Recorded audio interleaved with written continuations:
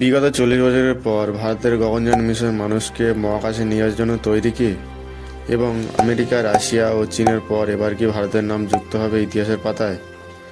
গগনযান মিশনের জন্য কি প্রস্তুতি নিয়েছে ইসরো? আর ভারতের প্রথম মানব মহাকাশ যাত্রা শুরু করেছিল কে, এবং এই মিশনের ভারতের ভবিষ্যৎ মহাকাশ অভিযানের জন্য কেন গুরুত্বপূর্ণ? ভিডিওর শেষ পর্যন্ত দেখুন, নাহলে অনেক কিছু মিস করে ফেলবেন। তাহলে চলুন শুরু করা যাক। বন্ধুরা, গগনযান নামটির অর্থ হলো আকাশযান, কিন্তু এটি শুধু একটি মহাকাশযান নয়, এটি ভারতের প্রথম হিউম্যান স্পেস ফ্লাইট প্রোগ্রাম, যার লক্ষ্য ভারতীয় মহাকাশচারীদেরকে নিজস্ব প্রযুক্তিতে পৃথিবীর নিম্নকক্ষে পাঠানো এবং নিরাপদে ফিরিয়ে আনা। এই মিশনের 400 কিলোমিটার উচ্চতায় পৃথিবীর নিম্নকক্ষে লো আর্থ অরবিট 3 জন পর্যন্ত ভারতীয় মহাকাশচারীদেরকে কয়েকদিনের জন্য পাঠানোর পরিকল্পনা করা হয়েছে। পুরো যাত্রা হবে ভারতের নিজস্ব প্রযুক্তি, নিজস্ব রকেট এবং নিজস্বভাবে তৈরি ক্রে মডেলের মাধ্যমে। কিন্তু প্রশ্ন হলো, কেন ভারত এই কঠিন মিশনে নামলো? বিগত কয়েক দশক ধরে ইসরো একের পর এক বড় সাফল্য অর্জন করেছে। স্যাটেলাইট উৎক্ষেপণ, দূরী অনুধাবন, যোগাযোগ ব্যবস্থা, নেভিগেশন, এমনকি চাঁদ ও মঙ্গলের অভিযানেও ভারত বিশ্বকে চমকে দিয়েছে। কিন্তু মানুষকে মহাকাশে পাঠানো সম্পূর্ণ একটি ভিন্ন চ্যালেঞ্জ ভারতের কাছে।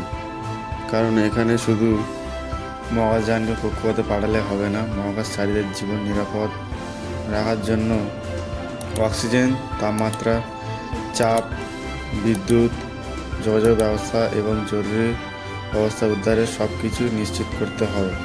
এর কারণে মানব মহাকাশ যাত্রাকে বিশ্বের সবচেয়ে জটিল প্রযুক্তিগত অর্জনগুলোর মধ্যে একটি বলা হয়। গগনযান মিশন সফল হলে ভারত নিজস্ব প্রযুক্তিতে মানুষকে মহাকাশে পাঠানোর সক্ষমতা অর্জন করবে। এর ফলে ভবিষ্যতে দীর্ঘমেয়াদী মহাকাশ গবেষণা, নিজস্ব স্পেস স্টেশন এবং আরও দূরের মানব অভিযানের ভিত্তিতে শক্তিশালী হবে।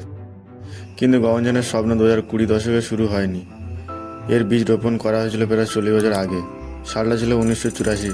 ভারতের মানব মহাকাশ যাত্রার ইতিহাসের সেই বছর ভারতীয় বায়ুসেনা পাইলট রাকেশ শর্মা সোভিয়েত ইউনিয়নের সুইজ T-11 মহাকাশযানে চেপে পাড়ি দেন মহাকাশের উদ্দেশ্যে। তবে সেটি ছিল সোভিয়েত প্রযুক্তির মাধ্যমে পরিচালিত একটি যৌথ মিশন। তখন ভারতের কাছে নিজস্বভাবে কোনো মানুষকে মহাকাশে পাঠানোর প্রযুক্তি ছিল না। এরপর বহু বছর ধরে ইসরো স্যাটেলাইট উৎক্ষেপণ যান এবং গভীর মহাকাশ অভিযানের অভিজ্ঞতা অর্জন করে। ইসরোর বিজ্ঞানীরা বুঝতে পারে, যদি একদিন নিজস্ব মহাকাশচারী পাঠাতে হয়, তাহলে সম্পূর্ণ নতুন প্রযুক্তি তৈরি করতে হবে। তারপর এরকম করে বহু বছর কেটে গেল। 2006-2007 সালের দিকে ইসরো প্রথমবার একটি স্বাধীন ভারতীয় মানব মহাকাশ কর্মসূচি নিয়ে কাজ শুরু করে। বিজ্ঞানীরা Cray module, life support system এবং নিরাপদ রি-এন্ট্রি প্রযুক্তি ধারণা তৈরি করতে থাকেন। তারপর আসে 2014 সাল। সেই বছর ইসরো সফলভাবে ক্রে মডিউল অ্যাটমসফিয়ার রি-এন্ট্রি এক্সপেরিমেন্ট পরিচালনা করেন। এই একটি পরীক্ষামূলক ক্রে মডিউল মহাকাশের কাছাকাছি উচ্চতা থেকে পৃথিবীর বায়ুমণ্ডলে ফিরে এসে নিরাপদে সমুদ্রে অবতরণ করে। এই সাফল্য প্রমাণ করে যে নিরাপদ রি-এন্ট্রি প্রযুক্তির দিকে গুরুত্বপূর্ণ অগ্রগতি করেছে। তারপর আসে ঐতিহাসিক ঘোষণা। 15 আগস্ট 2018 সাল, ভারতের স্বাধীনতা দিবসের দিন প্রধানমন্ত্রী নরেন্দ্র মোদী ঘোষণা করেন যে ভারত নিজস্ব প্রযুক্তিতে মানুষকে মহাকাশে পাঠাবে। তাই এই ঘোষণার পর গগনযান কর্মসূচি নতুন গতি পায়। এরপর শুরু হয় ইসরোর একের পর এক গুরুত্বপূর্ণ কাজ, যেমন কি মহাকাশের নির্বাচন, LV-M3 রকেটকে হিউম্যান রেড করা, ক্রে মডিউলের উন্নয়ন করা, সার্ভিস মডিউলের পরীক্ষা নিরীক্ষা করা, লঞ্চ স্পেক সিস্টেম এর পরীক্ষা করা এবং বিভিন্ন আনক্রেড মিশনগুলোকে টেস্ট করা। প্রতিটি পরীক্ষার লক্ষ্য ছিল একটাই, যখন মানুষ মহাকাশে যাবে তখন তাদের নিরাপত্তা যেন কোনো ত্রুটি না। কিন্তু একটা প্রশ্ন এখনো রয়ে গেল, গগনযানের আসল লক্ষ্য কী? বন্ধুরা, প্রথম দেখায় মনে হতে পারে গগনযানের লক্ষ্য শুধু কয়েকজন মহাকাশচারীদের মহাকাশে পাঠানো, কিন্তু বাস্তবে এই মিশনের উদ্দেশ্য তার চেয়ে অনেক বড়। গগনযান মিশনের 4টি উদ্দেশ্য। যেমন, প্রথম উদ্দেশ্য নিজস্ব প্রযুক্তি মানুষকে নিরাপদে মহাকাশে পাঠানো এবং ফিরিয়ে আনা। এটি এমন একটি সক্ষমতা যা অর্জন করতে বিশ্বের খুব কম দেশই সফল হয়েছে। গগনযানের মাধ্যমে প্রমাণ করতে চায় যে দেশের নিজস্ব প্রযুক্তি, কৌশল, দক্ষতা এবং বিজ্ঞানীরা এই কঠিন চ্যালেঞ্জ মোকাবেলা করতে সক্ষম। দ্বিতীয় উদ্দেশ্য নতুন প্রযুক্তি তৈরি ও যাচাই করা। একটি মানব মহাকাশ যাত্রার জন্য শুধু শক্তিশালী রকেট যথেষ্ট নয়, প্রয়োজন এমন একটি ক্রে মডিউল যেখানে মহাকাশচারীরা নিরাপদে থাকতে পারবেন। দরকার life support system, navigation system, communication system, head shield এবং জরুরি অবস্থা কাজ করতে সক্ষম লঞ্চ এসকেপ সিস্টেম। এই পদ্ধতিগুলো ভবিষ্যতে ভিত তৈরি করবে। তৃতীয় উদ্দেশ্য ভারতের ভবিষ্যৎ মহাকাশ কর্মসূচির পথ তৈরি করা। তখন গগনযান মিশন সফল হবে, ভারত ভবিষ্যতে নিজস্ব মহাকাশ স্টেশন তৈরির পথে আরও একাধিক পথ এগিয়ে যাবে।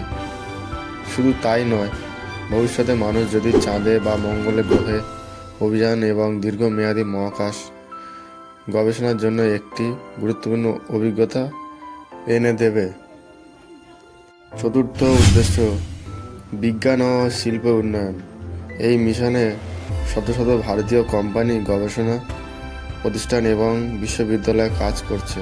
ফলে নতুন প্রযুক্তি, উন্নত উদ্যাপন ব্যবস্থা এবং দক্ষ জনবল তৈরি হচ্ছে, যার সুফল মহাকাশ ক্ষেত্রের বাইরেও বিভিন্ন শিল্পে কাজ লাগতে পারে। যে কোনো মানব মহাকাশ মিশনের সবচেয়ে গুরুত্বপূর্ণ অংশ হল লঞ্চ ভেহিকেল, কারণ মহাকাশচারীদের নিরাপদে পৃথিবীতে কক্ষপথে পৌঁছে দেওয়ার পুরো দায়িত্ব এই রকেটের।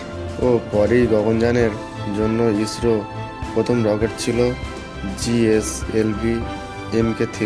তারপর এটার নাম পাল্টে LV-M3 নাম দেওয়া হয়। ইসরো বর্তমানে এটি ভারতের সবচেয়ে শক্তিশালী কার্যযান।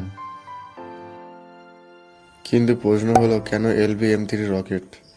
কারণ এই রকেট ইতিমধ্যে একাধিক গুরুত্বপূর্ণ মিশনে সফল হয়েছে।